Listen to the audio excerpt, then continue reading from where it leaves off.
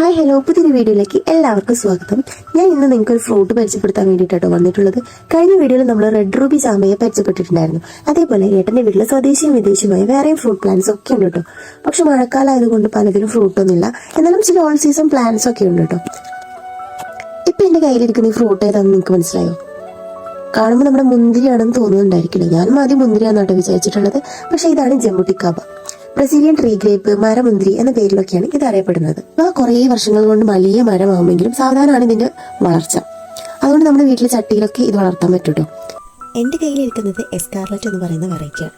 Scarlet, red hybrid, ബ്രിക്കേഷ എന്നീ വെറൈറ്റികളാണ് സാധാരണ നമുക്ക് റിസൾട്ട് കിട്ടുന്നത്. വിത്തതേ വെച്ച 3 വർഷം കൊണ്ട് ഫ്രൂട്ട് ഉണ്ടാകുന്നതാണ്.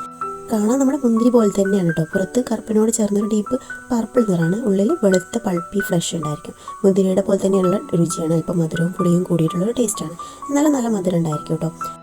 വെറൈറ്റികൾക്കനുസരിച്ച് മധുരത്തിലും വ്യത്യാസം വരും കേട്ടോ. അത് മുന്തിരിയുടെ ടേസ്റ്റ് തന്നെയാണെങ്കിലും ചെറിയൊരു ഫ്ലേവർ തോന്നുന്നുണ്ട് കേട്ടോ.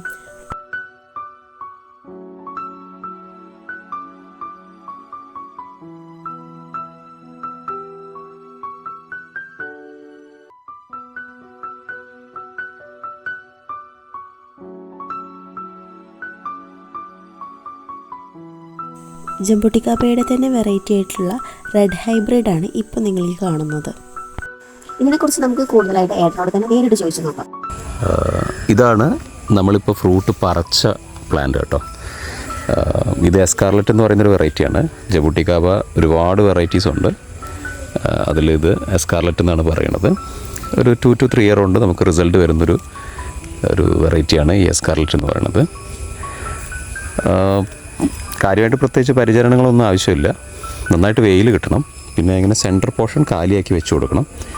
അപ്പോഴേ വെയിൽ നന്നായിട്ട് ഇതിൻ്റെ തണ്ടുകളിൽ തട്ടിയിട്ട് ഈ തണ്ടുകളിലാണ് ഇപ്പം നമ്മൾ ആ വീഡിയോ കണ്ട പോലെ ഫ്രൂട്ട്സ് സെറ്റ് ആവുന്നത്. അപ്പോൾ ഈ വെയിൽ എത്രത്തോളം തട്ടുന്നോ ആ തട്ടുന്നതിനനുസരിച്ച് ഇതിൻ്റെ ഈ ഇത് തന്നെ പൊളിഞ്ഞു വരും. തൊലി നമ്മുടെ ഈ പേരക്കയുടെ മരത്തിനൊക്കെ ഉള്ളതുപോലെ തൊലി ഇങ്ങനെ പൊളിഞ്ഞു വരും. ഈ പൊളിഞ്ഞു വരുന്ന പോർഷനിലാണ് മിക്കവാറും ഇത് ഫ്ലവർ വരുന്നതും പിന്നെ ഫ്രൂട്ട് സെറ്റ് ആവുന്നതും.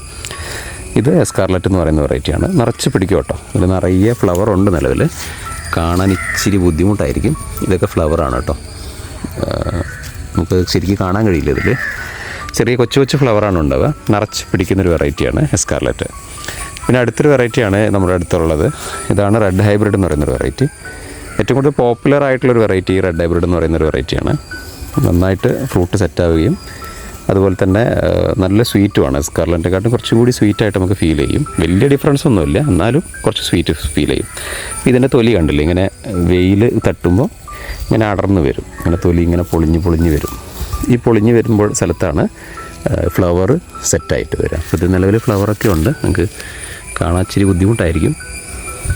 ഈ പോർഷനിൽ ഇത് കാണുന്നൊക്കെ ഫ്ലവറാണ്.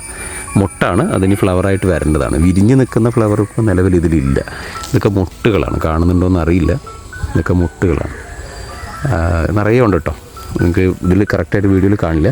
ഇതിങ്ങനെ പൊളിഞ്ഞ് വരും. അപ്പം നമ്മൾ ശ്രദ്ധിക്കേണ്ടത് നല്ല രീതിയിൽ വെയിൽ ഇതിൻ്റെ ഈ ബ്രാഞ്ചുകളിൽ തട്ടുന്ന രീതിയിൽ, അടിഭാഗത്തൊക്കെ തട്ടുന്ന രീതിയിൽ, വെയിൽ തട്ടുന്ന രീതിയിൽ മുകളിലേക്ക് മാക്സിമം ബ്രാഞ്ച് ഒഴിവാക്കി കൊടുക്കുക.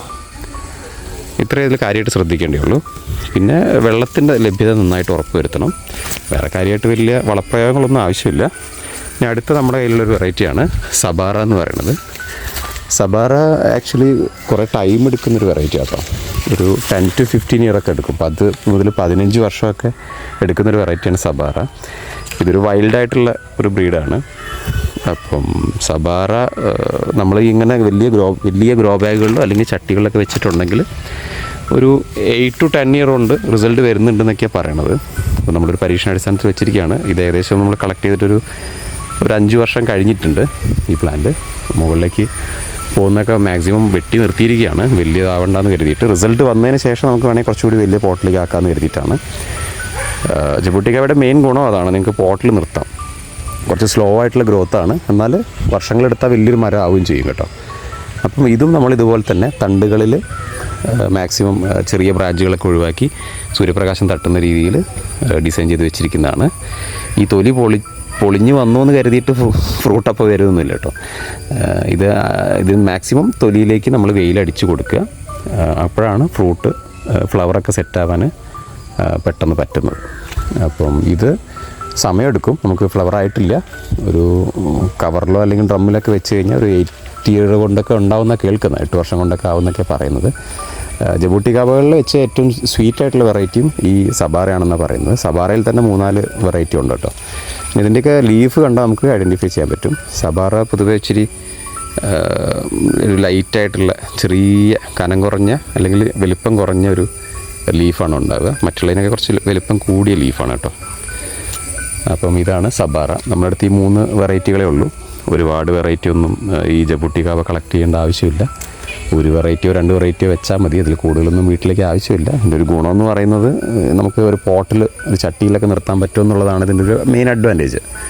അതും ഒരുപാട് കാലമൊന്നുമില്ല, വെട്ടി ചെറുതാക്കി കൊടുത്താൽ മതി. ഒരു വെറൈറ്റിക്ക് വെച്ചാൽ മതി. നിങ്ങൾ വീട്ടിൽ വെക്കുന്നുണ്ടെങ്കിൽ എൻ്റെ ഒരു പേഴ്സണൽ അഭിപ്രായത്തിൽ നിങ്ങൾ റെഡ് ഹൈബ്രിഡോ പ്രിക്കോഷ എന്ന് പറയുന്നൊരു വെറൈറ്റി ഉണ്ട്, പ്രിക്കോഷ എന്നൊക്കെ പറയും. ഒന്നുകിൽ അതോ അല്ലെങ്കിൽ റെഡ് ഹൈബ്രിഡ് അല്ലെങ്കിൽ എസ്കാർലറ്റ്, ഇതിൽ ഏതെങ്കിലും ഒരു വെറൈറ്റിയൊക്കെ വെക്കേണ്ട ആവശ്യം വരുന്നുള്ളൂ മേടിച്ച് വെക്കുന്നുണ്ടെങ്കിൽ. സബാറ ഒരു പരീക്ഷണാടിസ്ഥാനത്തിൽ നമ്മൾ കിട്ടുമെന്ന് അറിയാൻ വേണ്ടിയിട്ട് ഞാൻ ഒരു 5 കൊല്ലം മുമ്പ് കളക്ട് ചെയ്ത് വെച്ചെന്നേ ഉള്ളൂ. ഓക്കെ, ഇതാണ് ജബൂട്ടി കാബയുടെ വിശേഷങ്ങൾ. പിന്നെ നമ്മളിവിടെ ജൈവവളങ്ങൾ മാത്രമേ കൊടുക്കുന്നുള്ളൂ.